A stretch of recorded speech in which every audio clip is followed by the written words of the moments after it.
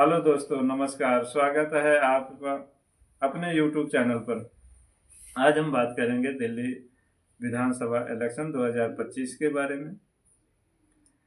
दोस्तों, दिल्ली एक प्रशासनिक केंद्र ही नहीं बल्कि यहाँ से लाखों करोड़ों लोगों के जीवन को प्रभावित करने वाले फैसले लिए जाते हैं।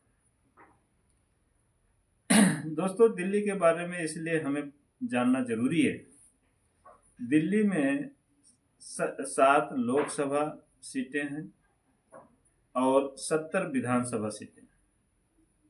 लोकसभा सीट 2019 में भारतीय जनता पार्टी ने 7 की 7 सीटें जीती थी। उसके जस्ट बाद 2020 में जब इलेक्शन हुआ विधानसभा का, तो आम आदमी पार्टी 70 सीटों में से 62 सीटें हासिल कर ली, यानी मतलब जीत दर्ज कर ली। बम्पर जीत थी आम आदमी पार्टी की। और भारतीय जनता पार्टी सिर्फ 8 सीटों में रह गई।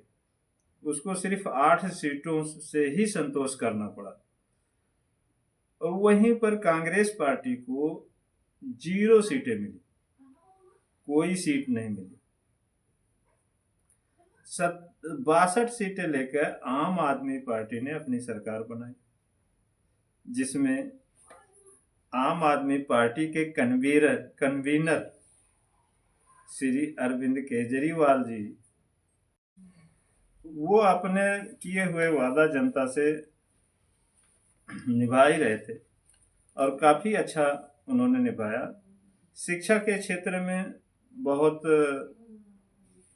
कामयाब रहे।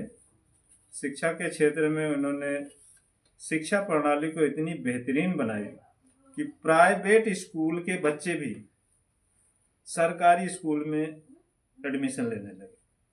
यहाँ तक कि बड़े बड़े अधिकारी के बच्चे भी सरकारी स्कूल में पढ़ने जाने लगे। जो कंपटीशन था सरकारी और प्राइवेट का, वो तकरीबन केजरीवाल जी ने खत्म कर दिया। अब सरकारी स्कूल के बच्चे भी अच्छी कंपटीशन में भाग लेने लगे। शिक्षा, उन्होंने अपने शिक्षकों को विदेश में ट्रेनिंग दिलाई और इतनी बेहतरीन शिक्षा व्यवस्था बना दी कि शायद किसी अन्य स्टेट में उतनी बढ़िया शिक्षा व्यवस्था नहीं। स्वास्थ्य क्षेत्र में भी इन्होंने बहुत अच्छा काम किया। जगह जगह मोहल्ला क्लिनिक खुलवाया, मतलब हर गरीब को दवा फ्री में उपलब्ध कराई, हर गली मोहल्ले में। और इतना बढ़िया मतलब अस्पताल उन्होंने बना के दिया कि जितने भी टेस्ट हैं वो आपका फ्री, दवाइयाँ फ्री। किसी भी मोहल्ला क्लिनिक में आप जाओ तो आपका इलाज फ्री में हो सकता है, होता है। अब उसके बाद महिलाओं का बस में सफ़र करना फ्री। कितनी कामकाजी महिलाएं होती हैं जो काम करने जाती हैं और फ्री जाती हैं, फ्री आती हैं, उनका महीने का काफ़ी बचत हो जाता है। जनता की सुविधा के लिए इन्होंने ऐसे ऐसे सुविधाएं दी है कि आप सिर्फ फ़ोन कर दो कि मुझे आधार कार्ड बनवाना है, पैन कार्ड बनवाना है, तो सरकारी अफसर या सरकारी कर्मचारी आपके घर पहुंचेंगे, आपसे सारे डॉक्यूमेंट लेंगे और वो डॉक्यूमेंट के जरिए आपका सारा जो भी आप बनवाना चाहते हो बना के आपके घर पहुंचा दें। इससे एक तो काम, जनता का परेशानी कम हुई, साथ में रिश्वतखोरी कम हो गई। और बुजुर्गों का विशेष ध्यान दिया। बुजुर्गों के लिए इन्होंने तीर्थ यात्रा फ्री कर दी। हर साल लाखों बुजुर्गों को, महिला हो चाहे जेंट्स हो, फ्री तीर्थ यात्रा करवाते हैं। हाँ, ये अपने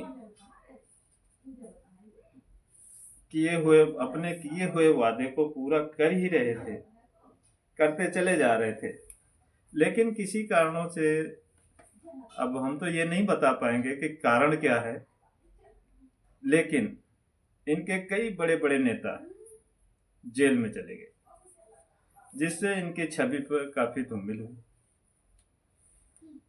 और यहाँ तक कि केजरीवाल जी को अपनी कुर्सी भी छोड़नी पड़ी।